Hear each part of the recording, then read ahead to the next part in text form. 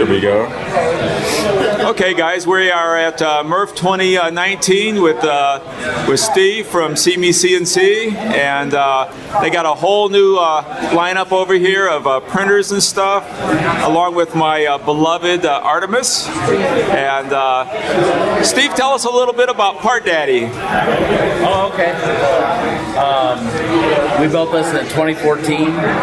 This is the only one. We've taken around all the maker fairs since then.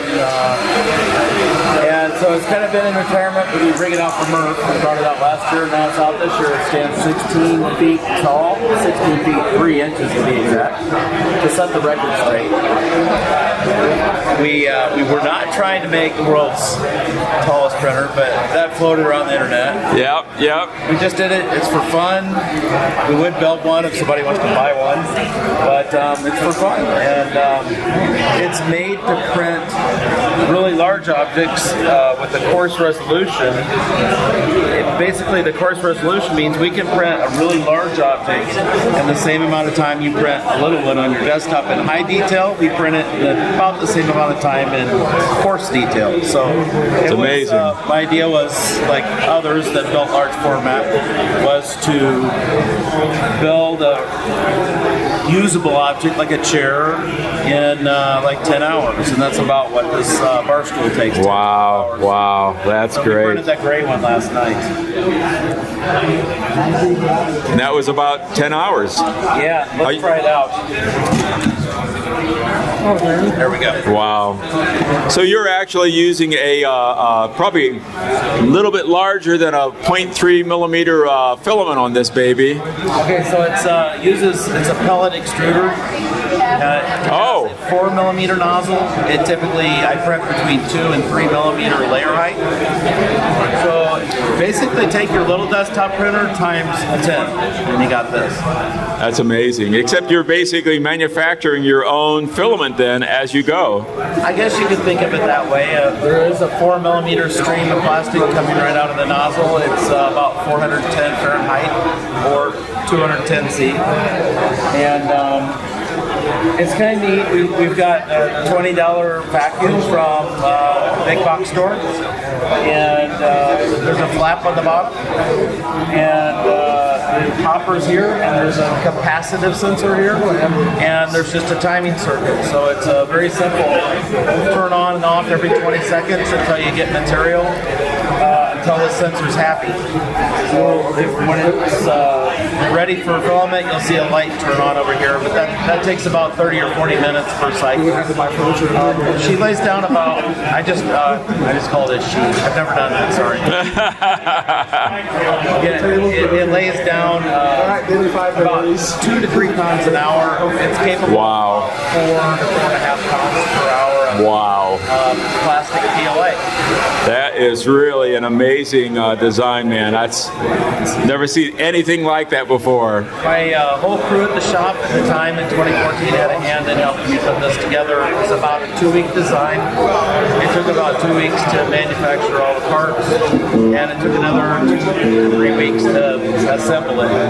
Very cool. That included at the time about 14 people. Wow. Yeah. Wow. All right.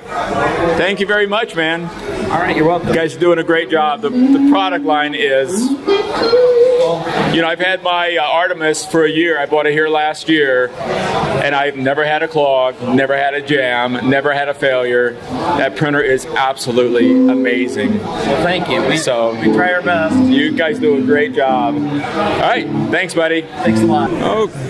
Okay, we are here at MRRF 2019 speaking with Glenn. Fun King 3D. That's all right. So I've noticed you have probably got the biggest 3D printer I have ever seen in my life sitting here. Well, it's not quite the biggest, but it is definitely the biggest one I have. So tell me about what you guys do. Well, we're a father and son YouTube channel, and we do 3D printing and electronic projects. And at MRRF last year, I decided to take on the process of designing and building my own 3D printer. And so I've spent the last year, 6.5 months in CAD time, and then the rest of the time building and tuning this thing. Wow, wow, that is an amazing piece of work. I love it. I'm quite fond of it. I bet you are. You've got to have a lot of time and research into this thing. A lot of the seat of the pants engineering. Well, you know, it's what open source is all about, right? That's right. And I will be open sourcing this. I'm going to release the design to the public. No kidding. Wow. So, tell me about you know, the precision, how well this thing is running so far, and it does a fairly good job. There's going to be some changes coming to. This is my Benchy signed by Daniel Noré. Nice. It's going to have 4 lead screw instead of 2, and it's going to auto level in the very near future because of the brain power here inside of MRRF. But overall, it's actually doing a surprisingly good job of printing for a design that's never been done before. Very good. All right.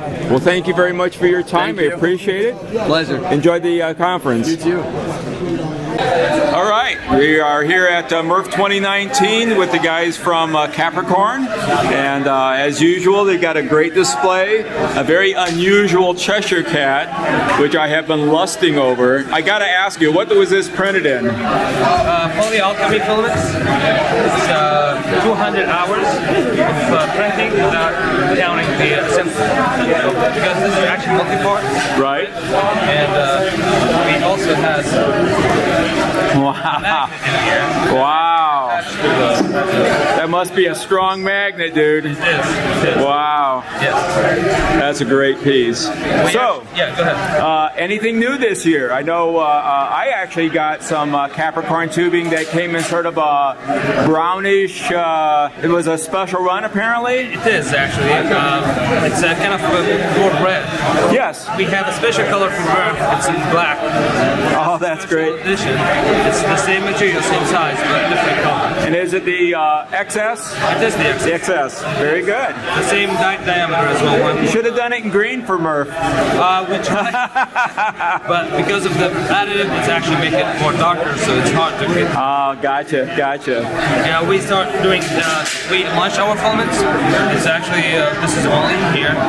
It's not online yet. It will be soon. Really? Yeah, this is a silk. Cool. Wow, and that's beautiful too. And this is another sample of that. This is a silk. It's 1.75 filament. PLA filament. Okay. Yes. And we also have the blues, sparkly blue. Very nice. It's actually also PLA in 1.75. Actually, the new filament also we have is changing color filament. This is the color of the room temperature. Okay. It changes to pink once it reaches 30 Celsius. It will change to yellow after it reaches 45 Celsius. Really? Yeah, I'll show you that.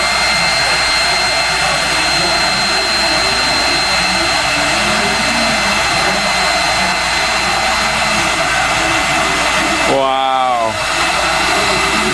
I've never seen a multi-color changing filament. Exactly. We are one of the newest companies that will actually sell this kind of 3-color changing filament. Very nice. Yeah, it's, as you can see, the yellow is the area where it's more than 45 Celsius. Okay. And pink is more between 30 to 45.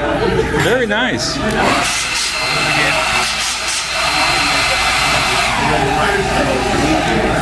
Wow. It's not Wow. online yet. It will be actually soon. So when will it be available? All your new filaments? It is available today in our booth, but it will be available within a week in our online shop. Great, great, great. Yeah. All right.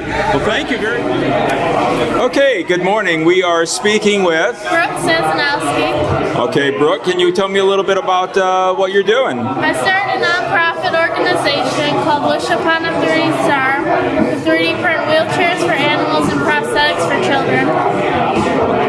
Looks great. So I see you've got a lot of things here that you're demonstrating today. This is my high school senior project. It's a fully functional 3D printed remote control car. Even the chassis is 3D printed in stainless steel and bronze. Nice, beautiful work. Thank you. And so we got some prosthetics here. Yep. This one's for a dog missing front legs, and then this is for a child with a functional wrist. Very nice. So it's called Wish Upon a Star 3D. Yep. How long have you been around? About a year now. This Okay. is the first dog I've helped. Her name is Rue. She was born without front legs. She's had her wheelchair for about 3 weeks now, and she's doing pretty good. Beautiful, beautiful. That's great. And you're selling some items to raise money? Selling some bracelets with the 3D printed center star and Swarovski crystals, and then candles to use for fundraising. All Very nice. proceeds go towards the nonprofit. Great. All right. Well, thank you very much. Thank you. Appreciate your time. And we will see you on YouTube. Yes, thank you. Okay, we're here with Slice Engineering and MRRF 2019. And tell us a little bit about your product line. Sure. So the Mosquito was born out of frustration. Changing nozzles was such a pain because you have to grab the hot block and all the wires and risk damaging wires. So I designed a hot end where the structural elements are separate from the heat break. That allows the heat break in turn to have a very thin wall, okay, about Wow. 75 microns wall thickness, which prevents the heat from traveling axially along the filament path. So we have the most efficient heat break in the industry. And then with the new Bondtech BMGM, for instance, it has anti-rotation features built in when you mount it directly. So I've heard of the BMG. Yeah, it's the BMGM. So that's specifically for the Mosquito? Mosquito, right? Wow. Yeah, so there are little tabs that engage with slots in the top of the Mosquito, all purposely built, and then you can change nozzles with one hand that way. And Wow. any other mounts that we have, 713 makers making mounts for us, also allows for anti-rotation. So Very you can take nice. a crash, it's just a real industrial quality hot end. That's amazing. And you've expanded your product line here a little bit, right? I don't remember seeing quite as many components last year. Yeah, so aside from the hot end itself, we have the hardest steel nozzle in the industry. It has a don't have to open the box. The highest abrasion resistance at high temperature. And we offer that in sizes 0.2 to 0.8. And our thermistor is unique. It will sense room temperature as well as all the way up to 450 accurate. Wow. And so there's no need for like an RTD PT100 anymore. You can just use the high quality thermistor. Wow, that's impressive. We're the only ones who have this thermistor in the industry. So. Wow, that's great. All right, thank you very much for your time. I thing. appreciate it. Chris, good to meet you. Good to meet you. Okay, we are talking to Martin Valier with Martin. 3D.tech. Great, and you couldn't help but notice a extremely large Delta printer here. It's not part daddy, but it is a big one. So tell us a little bit about your printer you've developed. So the printer originated with the linear rails that I found on eBay. These are genuine THK 15 rails. They came with 2 blocks each, so of course I had to build a Delta because I had 3 of them. Right. So that was the plan. That started the plan. I built a Delta. Then I had to figure out something to do with the second block. So this printer actually has a couple of features that no other Delta has ever had. First, I'd like to point out the first ever slinky used in a 3D printer. I saw that. All right, so that's one. But what actually makes this printer special is when I work at home on this printer, that's the level I work at. I can print 600 millimeters high, and I generally don't need more. However, if I do need more, I can move the bed. Oh, you're kidding. Round. Oh my gosh. And this is completely over-engineered. Every corner of this unit has this device in it that I designed. And what it does, there's a macro in Duet Wi-Fi that I built that actually will run a belt under the bed that's going to grab the actual bed onto the effector belt. And when it's done that, it's going to release the frame. Wow. At which point point, the actual bed will be suspended from the effector belt, hence the counterweight. It will then travel down. When it gets to where it has to go, it will grab back onto the frame and will release the belt and will auto-calibrate. So the actual frame has a timing belt in it that I can grab onto. Okay. So when I run the macro, what's going to happen is right now it's locked into the frame. It's going to grab onto the belt and it's going to hop up a little bit to release the frame because there's a spring mechanism in here that will actually pull it back at that point. So and then it's going to move down. So I'm going to do move at the bottom. Grab on at each corner, pop up, and now it's slowly going to move the bed down. That's amazing. And then when it gets down, it's going to do the reverse process and actually lock on. And at that point, Do-It Wi-Fi will kick in and do the calibration, and you get a perfect first layer. Great motherboard too. Do-It Wi-Fi. And this is the Delta Smart Adapter. Wow. I got to do a shout out to Phyllis Struder and Bill Tech who helped me out with this, but yeah, it's a no-brainer at this point because it does it all for you. When I started building when I thought about building a Delta, I was kind of concerned because people will warn you about the calibration, how difficult it is. With this equipment, it's got to be a piece of cake. It's a piece of cake. It's one button though. It's like calibrate button.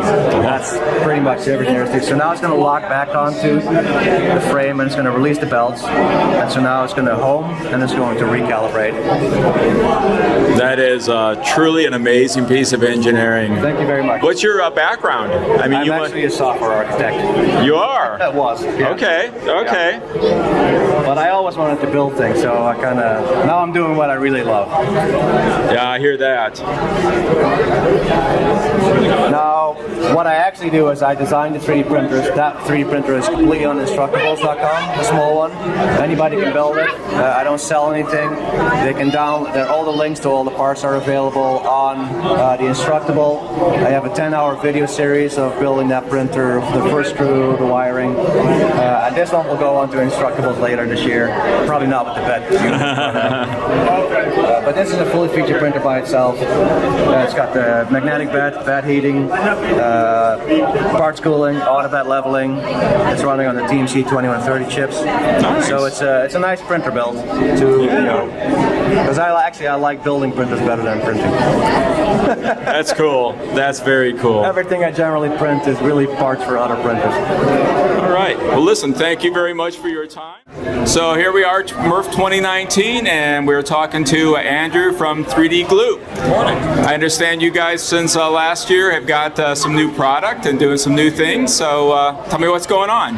Yeah, we do. So we've got all of our same products we had. We have the PLA and the ABS glue that you can use as the multi-use adhesive, the bed adhesive, hard adhesive, the smoothing agent. We also have our glue loop back in stock right now, which is like a thick version of glue.